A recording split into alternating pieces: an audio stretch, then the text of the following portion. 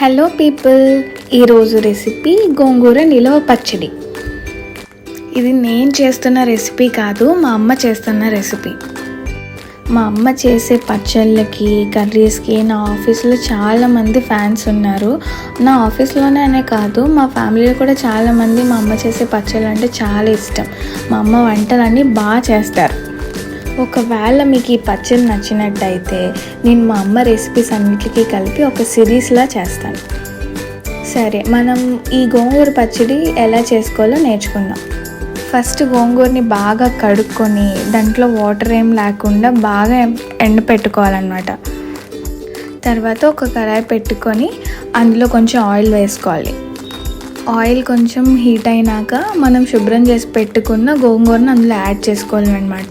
మనం చాలా ఎక్కువ గోంగూర వేసేసామేమో అనుకుంటాం, కానీ అది ఒక 1/2 kg పచ్చడి కూడా అవ్వదు. సో దీన్ని బట్టి మీకు ఎంత పచ్చడి కావాలో, అంటే ఎంత క్వాంటిటీలో కావాలో దాన్ని బట్టి మీరు గోంగూరను అంత తీసుకోవాలన్నమాట. తర్వాత ఇది ఆయిల్లో ఇలానే ఫ్రై అయ్యి చాలా దగ్గరికి అయిపోతుందన్నమాట. ఆ ఎండుమిర్చిని కూడా ముందుగానే ఆయిల్లో ఫ్రై చేసి పక్కన పెట్టుకోవాలన్నమాట. ఈ వీడియోలో చూపించినట్టు గోంగూర బాగా వాటర్ లేకుండా అలా దగ్గరికి అయిపోవాలన్నమాట. ఇలా గోంగూరలో వాటర్ అంతా ఇంకిపోయి దగ్గరగా అయిపోయిన తర్వాత స్టవ్ ఆఫ్ చేసి దాన్ని ఆరబెట్టుకోవాలి. ఎందుకంటే దాన్ని మనం మిక్సీ పట్టుకుంటాం అన్నమాట. మిక్సీ పట్టుకుంటే చాలా స్మూత్గా ఉంటుంది పచ్చడి. తర్వాత మిక్సీలో ముందుగా ఫ్రై చేసి పెట్టుకున్న ఎండుమిర్చి కొంచెం సాల్ట్ వేసి మిక్సీ పట్టుకోవాలన్నమాట. ఎందుకంటే స్పైసీనెస్ కోసం పచ్చడిలోకి. ఇలా మిక్సీ పట్టుకున్న ఈ జార్లోనే ముందుగా ఉడకపెట్టుకున్న ఆ గోంగూర మిశ్రమాన్ని కూడా అందులో వేసేయాలన్నమాట. ఒకవేళ మీకు సాల్ట్ సరిపోకపోతే ఇప్పుడే మీరు సాల్ట్ని అడ్జస్ట్ చేసుకోవచ్చు అన్నమాట.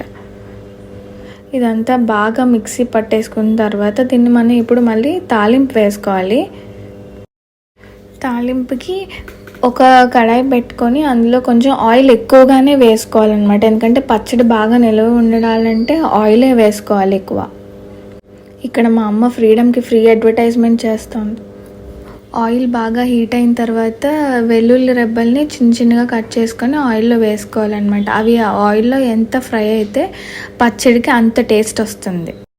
వంట ఇప్పుడిప్పుడే నేర్చుకున్న కొత్త వాళ్ళు ఉంటారు కదా, వాళ్ళకి బెస్ట్ టిప్ ఏంటంటే ఏది చేసినా కొంచెం సిమ్లో పెట్టి చేసుకోండి. ఎందుకంటే మనం ఏదైనా వేసేటప్పుడు లేట్ అయినా పెద్దగా మాడిపోవు అన్నమాట మనం ఏం చేసినా.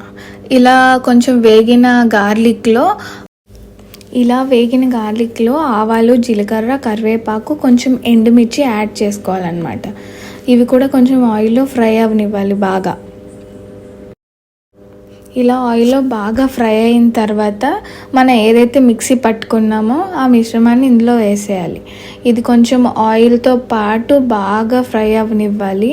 ఇలా చేస్తేనే గోంగూర పచ్చడి చాలా టేస్టీగా ఉంటుంది. ఇలా తయారైన ఈ గోంగూర పచ్చడిని వేడివేడి అన్నంలో కానీ లేదంటే దోశల్లో కానీ ఏ రైస్ ఐటెంతో అయినా సరే కలుపుకొని తినొచ్చు. అంత బాగుంటుంది గోంగూర పచ్చడి.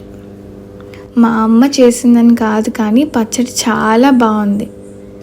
మీరు కూడా మీ ఇంట్లో ట్రై చేయండి. Thanks for watching.